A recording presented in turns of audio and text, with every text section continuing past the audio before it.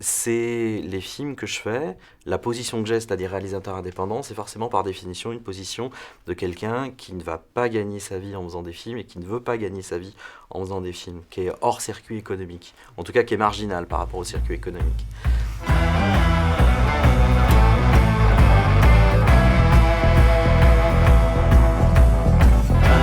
Oui, j'ai fait une formation, j'ai fait un BTS audiovisuel option montage il y a 16-17 ans, donc ça remonte quand même un petit peu. Donc j'ai toujours voulu réaliser, j'ai toujours voulu être réalisateur. En fait, j'ai commencé des courts-métrages quand j'avais 7-8 ans dans le jardin de mes parents. Donc voilà, ça c'est ma grande carrière de réalisateur a commencé ici. Donc, c'était plus sur de la passion. Donc j'ai donc fait des études, j'ai appris le montage avec la conscience de passer à la réalisation, d'y revenir, mais pas forcément tout de suite, avec l'idée quand même d'apprendre un métier, de comprendre comment on raconte une histoire, comment on construit un petit peu les choses. Donc après mes études, j'ai été monteur en télévision dans un premier temps, puis après en documentaire. Un petit peu de fiction, c'est venu un petit peu plus tard, mais j'ai passé plusieurs années à faire que du montage avant d'avoir ce désir de revenir à la réalisation avec un court métrage. Et mon premier court métrage que j'ai fait, donc un peu tout seul, je voulais me prouver aussi qu'on était capable, enfin, que j'étais capable de faire quelque chose un peu par moi-même. Certes, en étant déjà monteur, j'avais déjà des amis, des équipes, du matériel à disposition, donc ça aide quand même énormément d'être déjà, enfin d'avoir un pied dans le monde professionnel. Et j'ai fait mon premier court métrage, on l'a commencé en 2004, on l'a fini en 2007. Court métrage de 13 minutes, on a mis 3 ans à le faire. C'était une drôle d'expérience. Ça a été un court métrage assez compliqué parce que c'était un premier film, donc c'était plutôt un désir de réaliser plus qu'une vraie réalisation. Mais ça a mis le pied à l'étrier pour après avoir envie d'en faire d'autres. Tu peux nous parler de ton dernier court... C'est un court-métrage, ton dernier film ou Alors, tu parles de celui qui s'est arrêté en cours de route, c'est ça? Peux-tu m'expliquer, me dire un peu plus sur celui-ci? Est-ce que tu as rencontré des difficultés? Et as-tu des anecdotes à nous raconter? Tout ça, voilà. Ok, donc c'est l'idée d'un long métrage avorté, hein, c'est cette idée-là, ok, D'accord. ça te convient? Ok. Ouais. Mon dernier projet, j'ai fait 4 courts-métrages déjà. Et voilà, un prochain projet, on voulait passer un petit peu au long, mais long indépendant, c'est-à-dire long sans passer par les systèmes de financement classiques. Tourner en équipe réduite et sur peu de temps. Toujours la volonté d'être un petit peu en marge. Et comme maintenant la technologie est là, les moyens de financement avec le crowdfunding offre des béquilles assez intéressantes. Avec une jeune boîte de production, on a décidé de faire un long métrage en indé, comme certains déjà le font et y parviennent. Alors nous, ça s'est pas très bien passé, c'est-à-dire on a lancé le projet, mais on a dû le stopper assez tôt au niveau du tournage. Donc on a quand même tourné, on s'est rendu compte qu'on n'irait pas au bout du tournage. Alors la difficulté, c'est que c'est là où on a un petit peu sous-estimé, ou plus exactement surestimé le fait que la période était mûre pour être capable de lancer des films avec des financements très légers, avec des financements en fonds propres de mécénat et venant d'Internet. C'est encore un peu juste. Nous, notre production n'a pas tenu dans ce contexte-là. Certains y arrivent, c'est formidable, ils arrivent à faire des films à 10 000, 20 000 euros, 30 000 euros. Nous, on n'a pas réussi. On n'a pas réussi parce que on aime bien être dans le détail aussi, on aime bien être quand même dans des formes d'histoire. Voilà, c'est pas forcément peu de décors, peu de comédiens, on aime bien quand même en mettre. Et c'est là où je me suis rendu compte que j'étais pas si capable que ça d'écrire à l'économie. Donc on a fait ce projet, on s'est rendu compte qu'il y avait un problème. Alors c'est un problème de production, hein, c'est-à-dire enfin un problème de personne. On a misé à un moment donné sur une personne qui voilà qui pouvait pas tenir, on va dire, le poids d'un long métrage indépendant, ce qui est quand même quelque chose d'extrêmement lourd, mais d'extrêmement lourd. Et ça, nous, on n'a pas été capable de détecter bien les problèmes avant. Pourquoi? Parce qu'on était tellement impliqués dans le travail, on avait tellement mille choses à faire, on était obligé de travailler aussi à côté, parce que forcément, on travaille. Moi, j'enseigne en école de cinéma.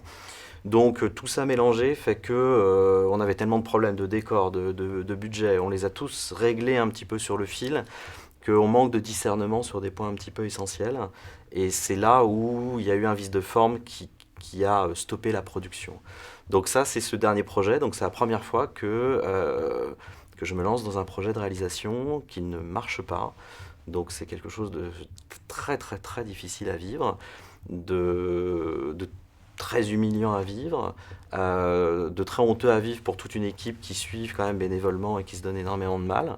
Donc c'est ça, mais je pense que bon, voilà, ça fait partie aussi de la vie, de se rendre compte que les choses ont des difficultés, enfin on apprend en permanence. Et donc ce projet-là, en fait, on le retravaille, hein, c'est-à-dire on ne l'a pas abandonné, parce qu'on a quand même de la matière, et puis de la matière qui est vachement bien. Donc on le retravaille dans l'idée d'en faire un moyen métrage, c'est-à-dire on réécrit autour, on agglomère, on retourne. Et donc c'est quelque chose qui va exister à un moment donné, avec un chemin de traverse un peu compliqué, mais ce ne sera pas un long métrage. On n'est pas prêt à repartir dans un long métrage comme ça, parce que c'est vraiment un coup à se cramer, mais bien, c'est dangereux en fait. Il faut y aller dans de bonnes conditions. Alors, bonnes conditions. Bonnes conditions, ça ne veut pas dire beaucoup de budget, mais ça veut dire un temps de travail suffisant, ça veut dire une maîtrise un petit peu sur les événements. Si on y va un petit peu comme ça, moi, la métaphore, enfin, cette expérience-là, ça m'a fait penser à prendre l'autoroute en voiture, mais genre à 200 km/h en disant, de toute façon, ça va passer sans ceinture de sécurité, en pariant sur le fait qu'on n'aurait pas de problème. Quand on a un problème, même minime, il y a tout qui explose en vol. Donc ça peut pas arriver deux fois. Une fois déjà, c'est pas évident. Deux fois non. Donc pourquoi pas à un moment donné repasser sur des formats comme ça plus complexes, on va dire avec plus de longueur. Mais la manière dont on envisage la production, elle n'est pas du tout charpentée pour des projets aussi longs, tournés en une fois sur 20 jours de tournage. C'est quand même extrêmement lourd. Pour une équipe avec quand même pas mal de décors et de comédiens, c'est juste que structurellement c'est trop léger, quoi. C'est trop fragile pour soutenir des projets comme ça. Par rapport à ce projet-là, l'histoire, donc c'est toi qui l'as écrite ou qu'est-ce qui t'a inspiré? Et bien sûr, est-ce que, donc tu m'as parlé de cette charge qui est lourde pour ce boulot-là, il y a une préparation qui a duré longtemps en fait ou pas? Alors moi j'écris mes projets. Donc j'aime bien les écritures un petit peu particulières, donc c'est aussi pour ça que mes films rentrent pas dans des carcans de financement un peu classiques. Et comme je viens du montage et que je monte aussi mes films, j'écris un petit peu en fonction. Donc j'aime bien les univers un petit peu déstructurés, les flashbacks, bon, des choses un petit peu comme ça. Donc j'écris tous mes films jusqu'à présent. Pourquoi pas collaborer avec quelqu'un à un moment donné? J'ai essayé un moment, c'est un peu compliqué d'entrer dans ma tête, voilà, surtout que j'ai des thématiques voilà, qui peuvent être qui sont personnelles, qui peuvent être un petit peu étranges aussi. Moi j'étais beaucoup marqué par la maladie de mon papa, voilà, il s'est battu contre ça, donc je mets ça, donc quand on fait par exemple un court-métrage de jeune fille qui ne meurt pas, en fait je raconte l'histoire de mon papa qui se bat contre la maladie, en fait, derrière ça. Donc c'est assez personnel et c'est assez, par le genre, ça reste quand même du cinéma un peu d'auteur, donc j'écris moi-même et je monte aussi, parce que le montage c'est de l'écriture, mais dans l'autre sens. Ensuite, il y a la préparation, et la préparation, oui, les films sont finement préparés. Absolument. On aurait plus de moyens, plus de temps, on pourrait se permettre d'arriver, donc de pas autant préparer, et d'arriver de se poser la question, où est-ce qu'on place la caméra, qu'est-ce qu'on fait, voilà la couleur de la veste, mais ça on ne l'a pas. Donc si on veut vraiment que la moindre minute de tournage soit dirigée dans le bon sens, si on veut aussi faire des journées de travail raisonnables, parce qu'en étant indépendant, on ne paye pas forcément les gens ou une misère, donc on ne peut pas leur permettre de leur faire des journées de 15 heures d'affilée, sinon moralement c'est juste indéfendable. Donc dans ces cas-là, il faut absolument tout préparer en amont. Tout répéter avec les comédiens, voire faire je ne sais combien de sessions de prépa. Ça m'est arrivé pour l'un de mes courts-métrages de le filmer en petite caméra vidéo amateur intégralement avec les comédiens, le remonter, mettre de la musique, enfin limite en faire un film brouillon, quoi, pour le montrer à l'équipe, pour après en déduire le film terminé.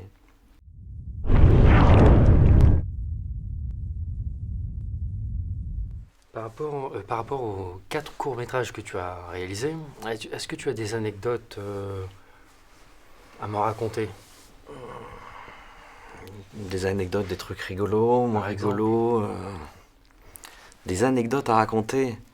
Des anecdotes sur des courts-métrages, il y en a beaucoup parce que on travaille aussi avec les moyens qu'on a, on travaille dans la rue, donc il y a la vie de la rue qui interfère en permanence, il y a pas mal d'anecdotes, il y a un court-métrage, on réalisait une séquence avec une jeune fille qui les bras en croix sur un quai de métro qui se jette sous les rames. Donc bien évidemment, on ne l'a pas fait, c'est un jeu de perspective, mais on avait quand même, sans aucune autorisation, quelqu'un avec un look pas possible sur un quai de métro qui arrivait les bras en croix, et donc j'étais à côté pour, on va dire, canaliser les figurants, et je voyais le conducteur. Je pense que les conducteurs de métro, leur hantise c'est de vivre un truc pareil. Je voyais les visages alors qu'elle n'était pas proche du quai, mais voilà, c'était suffisamment louche pour. Donc les gens de la sécurité sont arrivés, on a pris le métro, on est revenu faire quelques plans. Enfin, voilà un petit peu le genre de méthode de travail que je déconseille bien évidemment à absolument tout le monde. Mais voilà un petit peu le genre d'anecdote qu'on peut avoir quand on fait un court métrage. Voilà, par nos moyens, on peut décemment pas aller voir la RATP en disant on veut faire une scène de suicide sur le métro pour un court métrage un peu fou avec quelqu'un qui ressuscite. Donc ça, je pense que c'est même pas la peine d'y aller. Tourner en loose day dans le métro ou ailleurs, tout le monde le fait aussi, les films de fiction le font. Bon, ça fait partie de la vie d'un film. Nous, les anecdotes, enfin une anecdote majeure qui relie un petit peu tous mes films, c'est le fait que la post-production a toujours été extrêmement longue. C'est-à-dire qu'il y a peu de temps de tournage et il y a 1 an et demi de post-production minimum sur mes films. C'est une manière, on va dire, de corriger le manque de moyens et de récupérer du détail, mais après coup. Par rapport à ton dernier projet, avec quelle caméra as-tu utilisé et pourquoi ce choix? Et par rapport aussi au logiciel de montage, Mm. pourquoi ce choix aussi? Alors, sur le dernier projet, on a travaillé avec des 5D. Donc le 5D, c'est ce truc génial qui fait qu'à mon avis, ça commence à être bien mûr, c'est-à-dire que ça coûte pas grand-chose. C'est un boîtier donc d'appareil photo, donc théoriquement c'est pour faire de la photo. C'est un gadget au départ, ça permet de faire de la vidéo, et il se trouve que ça a été beaucoup adapté. Ça permet de récupérer des choses qu'on ne pouvait pas faire en vidéo et en numérique, on va dire avec des petits moyens, c'est-à-dire des objectifs qui permettent de jouer avec la profondeur de champ, etc. Donc on a utilisé ça je l'avais déjà testé sur un précédent court-métrage. C'était vraiment super parce que ça demande aucune prépa, c'est léger, on peut tourner dans des endroits un petit peu en loose day avec ça, c'est discret, et la qualité est pas mal. Et pas mal. Alors le problème de ça, c'est que le signal qui est enregistré est un petit peu destructif, hein, voilà, donc on va pas rentrer dans la technique maintenant, mais on a donc travaillé avec des 5D et puis avec des enregistreurs externes qui permettent d'avoir une qualité un peu meilleure. Continue. Voilà, donc ça c'est la. Je plaisante. Ouais, pas de souci. Alors attends, je te reprends. Caméra, 5D, tu Voilà. m'avais dit. Donc on a tourné, on a tourné donc en 5D avec des petits enregistreurs externes qui permettent d'avoir une qualité d'image un peu meilleure. Donc c'est pas mal, ça montre que la technologie avance. Enfin, chaque tournage que je fais, il y a toujours une caméra. J'ai commencé en DV, SD 4 tiers, petite taille d'image. Maintenant, on est en HD relativement non compressé, donc c'est pas mal, hein. Je pense que le prochain on devra avoir un truc plutôt cool. Donc ça, c'est pour les caméras de tournage, ce qui nous permet quand même d'avoir maintenant une très belle qualité et de faire des vraies propositions d'images. Donc ça, c'est bien. Au niveau des logiciels de montage, je travaille sur 2 outils, Final Cut Pro et Avid Media Composer. Ça dépend, je change en fonction aussi des commandes de ce que je peux avoir. J'ai une station à la maison, donc je peux monter moi-même mes films chez moi. Si c'est possible, j'aime bien avoir une salle de montage à l'extérieur pour pouvoir aussi un petit peu dissocier ma vie personnelle, mon appartement et ma vie de famille et aussi mon travail. Donc voilà, donc ça change en fait d'un film à l'autre en fonction des moyens qu'on peut avoir en post-production. Par rapport au domaine du son, tu peux me parler du son, de l'importance de la technique de ce domaine-là? Alors le son pour moi c'est hyper important, c'est peut-être même plus important que l'image à un moment donné, parce que si un film fait cheap, il fait d'abord cheap vis-à-vis du son plutôt que de l'image. Il y a des tas de choses qu'on peut, à mon sens, tolérer en image, mais qu'on tolère pas du tout au son. Enfin, à une époque, on a quand même vu des réalisateurs de premier plan, comme Lars von Trier, je ne sais qui, tourner en DV, et ça nous semble plutôt pas mal, même si la qualité de l'image est très particulière, mais ça fonctionne aussi grâce à l'univers sonore. Donc le son, pour moi, c'est juste une étape qui est très importante. Donc après, sur les films que je fais, j'essaie toujours d'être très détaillé au niveau du son. Donc sur le plateau, c'est toujours assez simple. Je travaille beaucoup avec des systèmes de voix off sur la narration. Donc ça, pour la narration, donc Ça, c'est une astuce aussi pour, on va dire, délocaliser la partie sonore et narrative en post-production, où on a un peu plus de temps. Les post-productions sonores de mes films sont toujours extrêmement longues, parce qu'il y a une longue phase donc, de montage son, sachant que je suis monteur, je peux l'avancer moi-même, ça c'est une force, de design son. On fait revenir les comédiens, on réenregistre des voix off, on mixe pour avoir le meilleur niveau possible. Donc, j'ai eu la chance de travailler avec une équipe son assez impliquée qui a pu sortir des mixages en 5 points, in fine, donc c'est vraiment des mixages qui sont cool, difficiles à exploiter derrière, notamment en festival, mais ça permet d'avoir un son vraiment de haute tenue et c'est ce qui fait que les films tiennent un peu la route aussi parce qu'on a des budgets qui sont tellement limites, mais la qualité d'une bande sonore, à mon avis, permet de dépasser un manque de budget qu'on pourrait sentir à l'image par moment.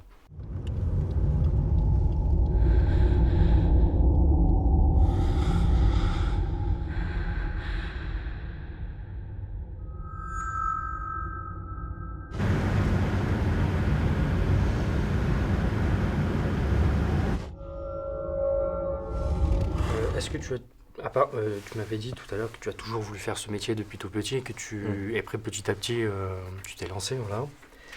Et est-ce que tu arrives à vivre de ta passion en fait? Alors, est-ce que j'arrive à vivre de ma passion? La réponse est oui, parce que ma passion, c'est de travailler on va dire, dans l'image, dans les films au sens extrêmement large. Donc oui, je vis de ma passion dans la mesure où j'ai été intermittent chef-monteur pendant 15 ans. Je continue de faire du montage. Maintenant, voilà, je travaille plus en donnant des cours dans une école, en suivant des jeunes qui font des courts-métrages, en enseignant. Donc pour moi, ça, c'est la même chose que quelque part que faire un film. Donc oui, je vis de ma passion dans ce sens-là. Est-ce que la question c'est est-ce que je peux vivre de mes films en tant que réalisateur, de mes courts-métrages, Notamment. la réponse c'est non. Pour l'instant, c'est non. Et pour toujours, ce sera non. Et c'est superbe que ce soit non. C'est les films que je fais, la position que j'ai, c'est-à-dire réalisateur indépendant, c'est forcément par définition une position de quelqu'un qui ne va pas gagner sa vie en faisant des films et qui ne veut pas gagner sa vie en faisant des films, qui est hors circuit économique, en tout cas qui est marginal par rapport au circuit économique. Alors la mauvaise nouvelle, c'est qu'effectivement, c'est déjà, ça demande beaucoup de travail, il faut un travail en plus si on veut vivre, hein. Voilà. La bonne nouvelle, c'est que comme on est hors circuit économique, on peut raconter l'histoire que l'on veut, ce qui est quand même juste une liberté C'est la base. voilà, qui est essentielle. Alors si on aime bien faire des choses qui fonctionnent dans ce que les chaînes de télé ont envie, parce que c'est le cinéma, la télévision qui finance le cinéma, si on adore la comédie, si on aime tel et tel acteur et qu'on veut aller là-dedans et que ça colle, super. Mais quand ça colle pas, voilà, c'est ou bien on se range et on y va, ou alors on se débrouille et on accepte d'être à la marge, donc c'est mon cas. Moi, pour l'instant, avec cette envie de cinéma que je développe film après film, qui est un petit peu sur la même corde, il n'y a aucun moyen que je gagne ma vie avec ça. Et tant mieux, si je voulais gagner ma vie avec de la réalisation, il faut que je fasse autre chose, il faut que je réinvente, il faut que j'aille me tourner vers telle et telle personne qui sont à mon avis, un peu incontournable. Il faut peut-être aussi accepter de ne pas travailler avec une équipe avec qui j'ai envie de travailler, parce que c'est aussi ça. Même dans le court-métrage, si on a une aide de région, par exemple, forcément, il faut travailler en majorité avec les techniciens de la région. C'est tout à fait logique et c'est tout à fait normal, mais ça veut dire que je travaille avec un peu la même équipe depuis le début. Potentiellement, je ne pourrais pas me tourner vers telle et telle personne dont j'adore le travail, dont j'admire le talent, je ne pourrais pas les amener avec moi. Donc tout ça, ça se réfléchit un petit peu. Donc pour l'instant, je suis à la marge et c'est très bien comme ça. Mais enfin, il n'y a aucun moyen. Je pense que c'est à l'heure de penser qu'on peut gagner sa vie en faisant ça. Et si on veut gagner sa vie en faisant ça, alors il faut faire du cinéma classique. Il ne faut pas chercher à être indépendant. C'est une trop petite niche en France et j'ai envie de dire en Europe pour ça. Sachant qu'on imagine cinéma indépendant, on imagine certains réalisateurs américains, mais ils ne sont pas indépendants. Indépendants en France, il y a un système qui existe, qui marche, qui a des problèmes. Si on est en marge de ça, forcément on est en marge de cette économie.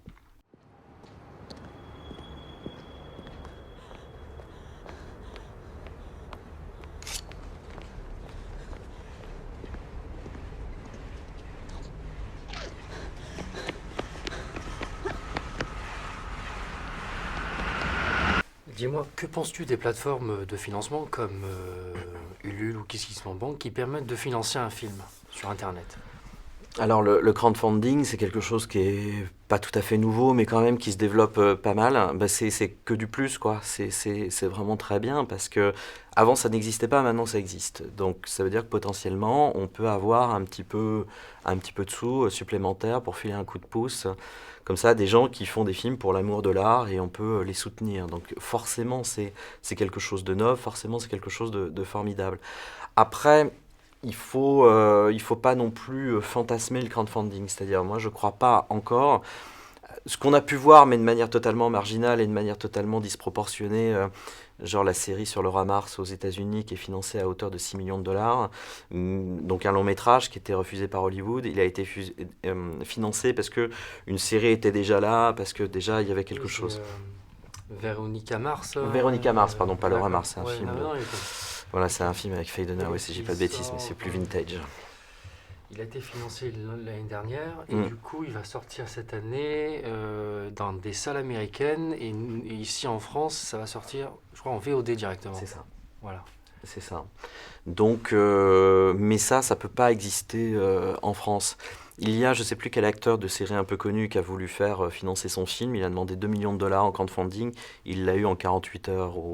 C'est Euh, Zach Braff, voilà, celui de Garden State. c'est Ouais, ça. ouais. Donc ça n'arrivera jamais en France. Mm. Donc il faut pas fantasmer ça parce que j'imagine mal, je ne sais pas quel acteur, Kev Adams, demander 2 millions d'euros sur Ulule et le jour où il le fait, ça va choquer tout le monde. Donc le crowdfunding, c'est pas ça. On a eu ce phénomène noob qui est arrivé, qui a été assez disproportionné. Mm.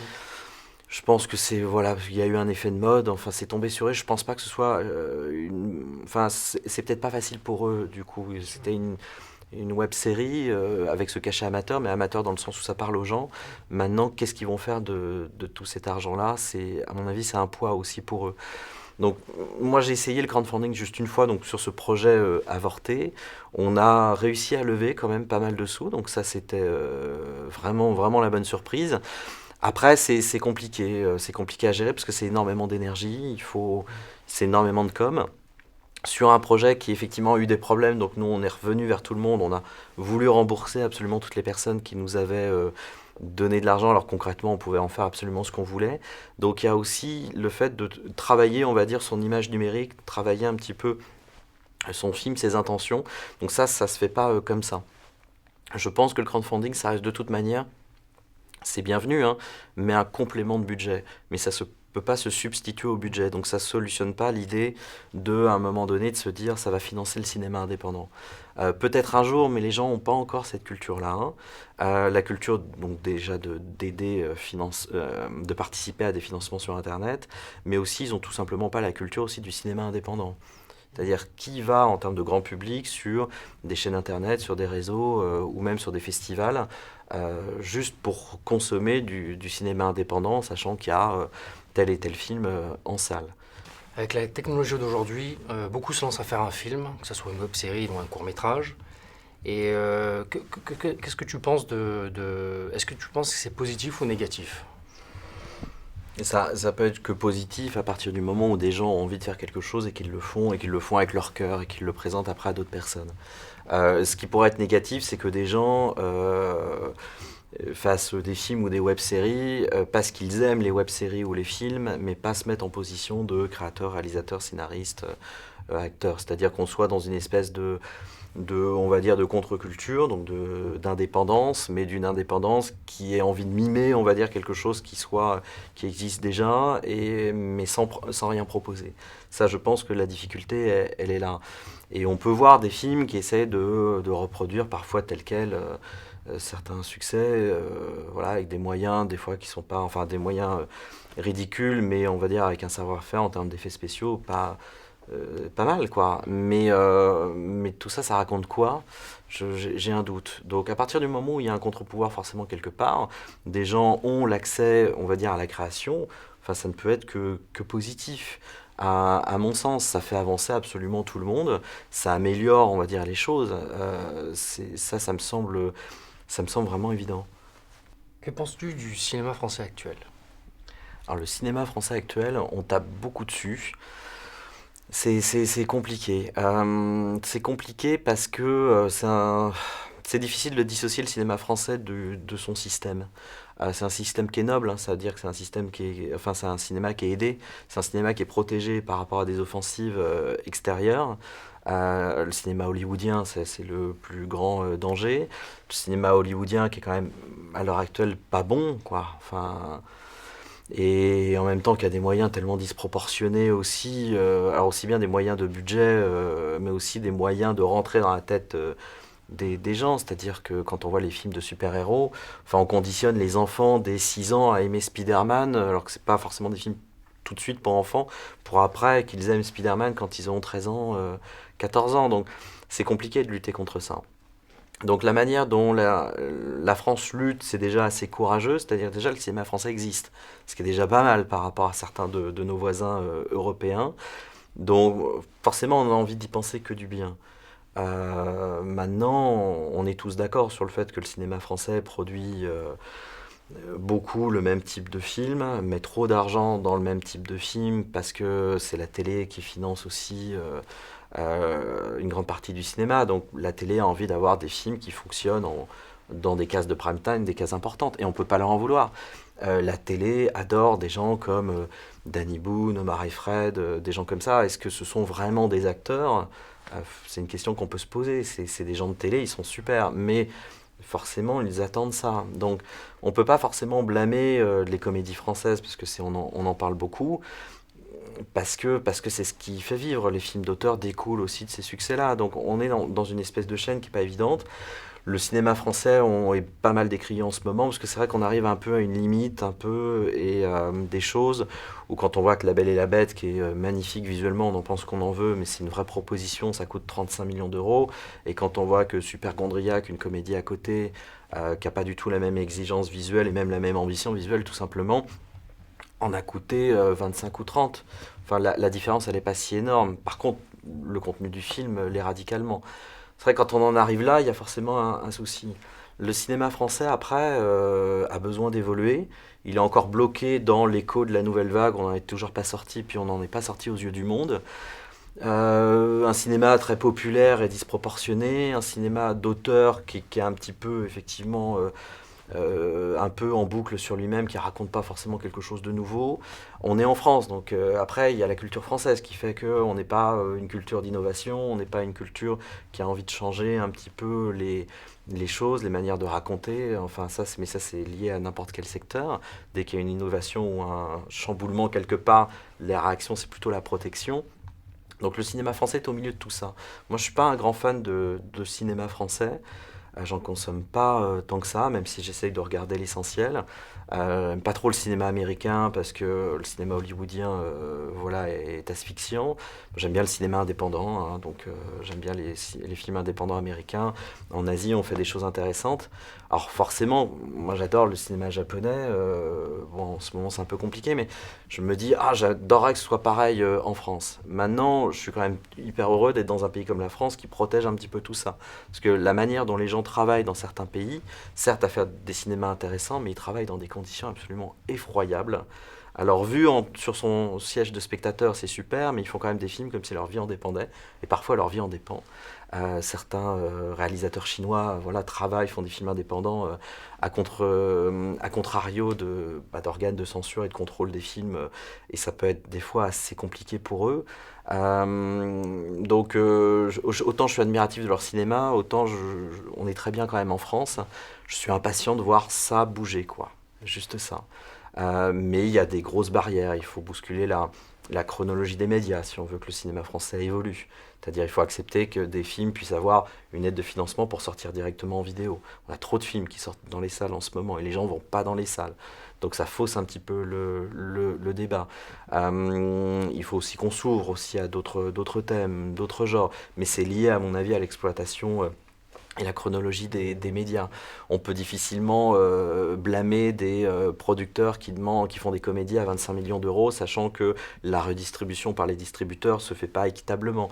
Donc ils se remboursent sur le film précédent, sachant qu'ils ont toujours rien eu. C'est choquant. Enfin, une interview qui est sortie de Michel Hazanavicius, c'est choquant d'apprendre que voilà, il n'a pas fait de bénéfices, enfin il a fallu attendre longtemps avant de faire des bénéfices sur un succès comme OSS 117 par exemple. Donc c'est un petit peu tout ça qu'il faut reprendre, mais là on s'attaque à un chantier extrêmement vaste.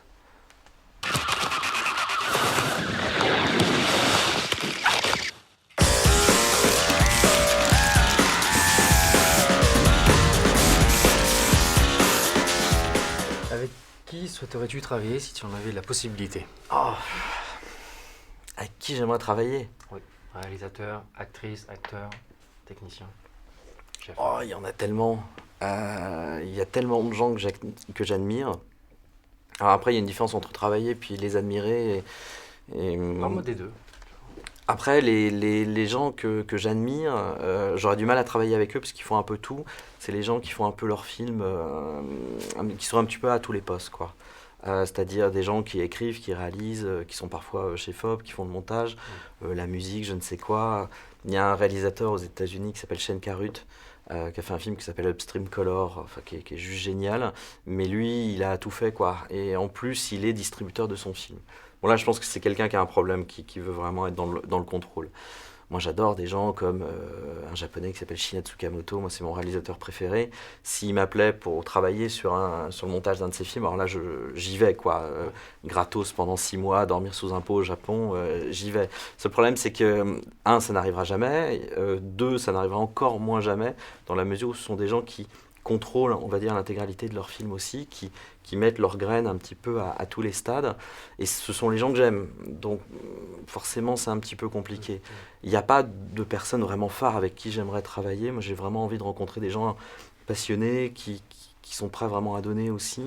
Parce qu'on est dans le don quand on fait des films aussi à petit budget et d'améliorer un peu les choses juste pour le plaisir de faire un film et de le montrer à des gens. Les gens qui ont cette vision saine des choses, c'est déjà le genre de personnes que j'essaye de rencontrer un peu au quotidien pour collaborer. Alors, quels sont tes souhaits en tant que réalisateur sur le court, moyen et long terme? Alors, mon souhait en tant que réalisateur, il est simple. Quel que soit le terme, court ou long, c'est de pouvoir continuer à faire un film à un moment donné. Juste ça. À un moment, j'ai voulu faire un long, passer en force. Ça a été une expérience difficile. Donc, j'ai pris conscience que réaliser, c'est déjà un cadeau. C'est déjà quelque chose de formidable. Donc, si je peux juste continuer à faire des films, voilà, c'est la seule chose que je souhaite. Du court métrage, pas de problème. Du long, n'importe quoi. N'importe quoi qui vienne du cœur, qui soit fait vraiment dans la minutie, dans l'envie vraiment de construire ce qu'on a envie de dire et de faire, dans le respect des autres, parce que c'est important, et de le projeter aux gens. Alors ces personnes, ces spectateurs, ils sont 10, ils sont 100, ils sont 100 000, ils sont 1 million, peu importe. À partir du moment où on fait ce travail-là de conception, de construction, de diffusion, quel que soit le format, quel que soit le support, quelle que soit la technique, ça, je pense que ça n'a rien à voir. Voilà, c'est juste ça que je cherche à faire, juste pouvoir continuer à exprimer, juste ça.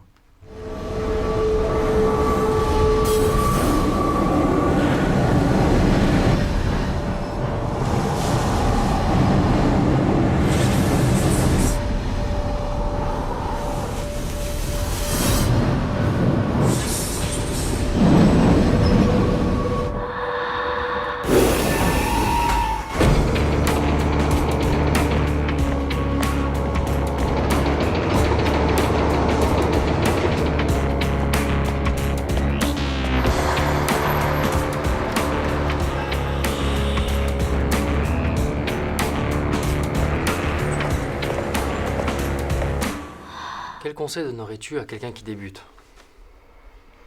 Le conseil à donner, enfin si je peux me permettre, à quelqu'un qui débute, c'est juste de faire les choses avec le cœur. C'est-à-dire de ne pas se focaliser sur un budget, pas se focaliser sur une idée dont on n'a pas les moyens, de ne pas se focaliser sur le fait de reproduire quelque chose qu'on aime, parce que ça c'est... Mon premier court-métrage, c'était ça, hein. Moi-même j'ai fait l'erreur voilà, de reproduire des choses que j'aimais, mais ça c'est une erreur. Le conseil, c'est vraiment, mais peu importe, c'est-à-dire de pas forcément attendre quelque chose. Personne va venir nous tendre la main, nous proposer des choses. Enfin, ça se fait pas comme ça, à mon sens. Donc, il faut juste prendre ce qu'on a sous la main. Donc, des talents, des gens, aller à la rencontre aussi de collaborateurs. Ça, c'est important, pas négliger cette étape-là. Et peu importe la technique, c'est-à-dire juste de prendre et de faire. Et de faire vraiment ce qu'on a là, quoi. Et c'est ça le plus important. Euh, on voit des films mais qui peuvent être bouleversants avec un téléphone portable par exemple. On peut voir des idées qui nous remuent avec juste une économie de moyens incroyable. Et à côté de ça, on voit par exemple Hollywood qui dépense 200-300 millions de dollars pour des films qu'on oublie dans la seconde. Donc je pense que c'est pas facteur d'argent tout ça. Je pense qu'il faut juste y aller quoi. Mais après, le conseil, ou en tout cas, ce qu'il faut dire aussi aux personnes qui veulent se lancer là-dedans, c'est que c'est une mise à nu aussi. Cette mise à nu, il faut l'assumer. C'est-à-dire réaliser, c'est aussi à un moment donné tout lâcher, se foutre à poil, devant d'abord une équipe, puis après dans un film, puis après d'afficher ça, et le présenter avec un micro après, quoi. Et ça, c'est pas évident. Donc il faut être prêt à ça, il faut se préparer à ça. J'ai eu du mal à vivre ça sur un premier film. Je fais toutes les erreurs, les choses, même le présenter la première fois, je me suis un peu débiné, c'était un enfer. Mais, et puis après, c'est quelque chose qui arrive, c'est quelque chose qu'on doit assumer aussi. Donc la réalisation, c'est pas avoir une casquette, faire des grands gestes, être assis sur une chaise. C'est au contraire, c'est un don de soi un petit peu, et c'est porter quelque chose, une équipe porter une histoire jusqu'à un écran. Alors, pour conclure, quel est le film que tu as particulièrement aimé ces derniers temps? Ces derniers temps, euh, ces derniers temps, euh, un film qui soit accessible ou un truc, ça peut être un peu. De tout. Un ou deux films, ce que tu... Ok. Alors ces derniers temps, moi il y a un film qui m'a beaucoup marqué, que j'ai beaucoup aimé, un film japonais qui s'appelle Milo Crozet, qui est à mon avis très difficile à trouver. Je l'ai vu dans un festival en Inde où je présentais l'un de mes cours, et donc ce film arrive, un long métrage, et c'est un film c'est une histoire d'amour sur je ne sais combien d'époques, à l'époque des samouraïs, enfin c'est drôle, dans le monde contemporain, enfin un truc incroyable. Et je vois ça et je me dis, mais c'est pas possible, quoi. Les mecs au Japon sont assez barrés pour faire des films aussi à la fois pointus, drôles, fous et avec un fond pas possible. Et donc il y a le réalisateur qui était là, qui répondait aux questions, et quelqu'un lève la main, ça explosait, c'était un festival de films indépendants. Mais genre, mais comment vous faites? Enfin là au Japon, vous avez du bol d'être au Japon, quoi, pour trouver de l'argent comme ça. Et le ressenti au film est venu aussi de la réponse du réalisateur qui était très étonné qu'on lui dise qu'il avait beaucoup de moyens parce qu'il a mis 8 ans en fait pour tourner son film. Donc c'est un artiste, il faisait des sculptures, des choses, des mini-séries animées, et tout l'argent, le moindre yen, il le passait dans ce film-là pendant 8 ans. Il travaillait avec sa femme qui était directrice artistique.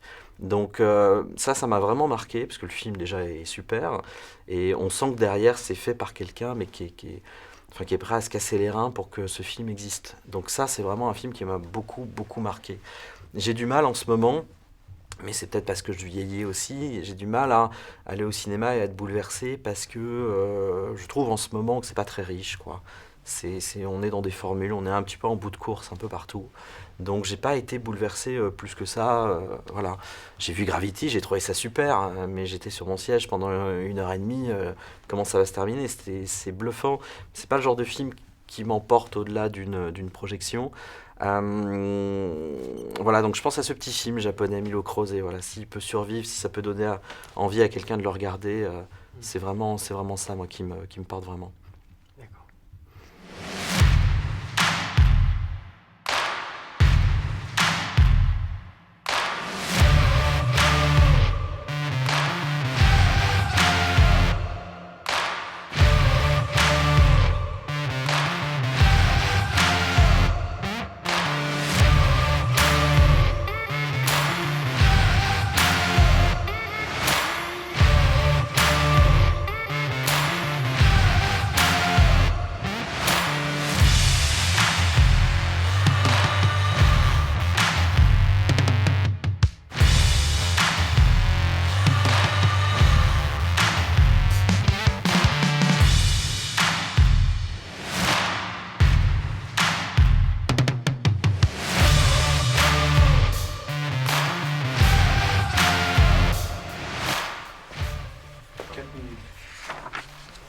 J'ai prévu là que j'ai parlé pendant 4 minutes, mais je dois vous saouler Non, non, tu restes. d'une force. Non, c'est Ah bon. non, donc ça veut dire que j'ai parlé pendant encore plus longtemps.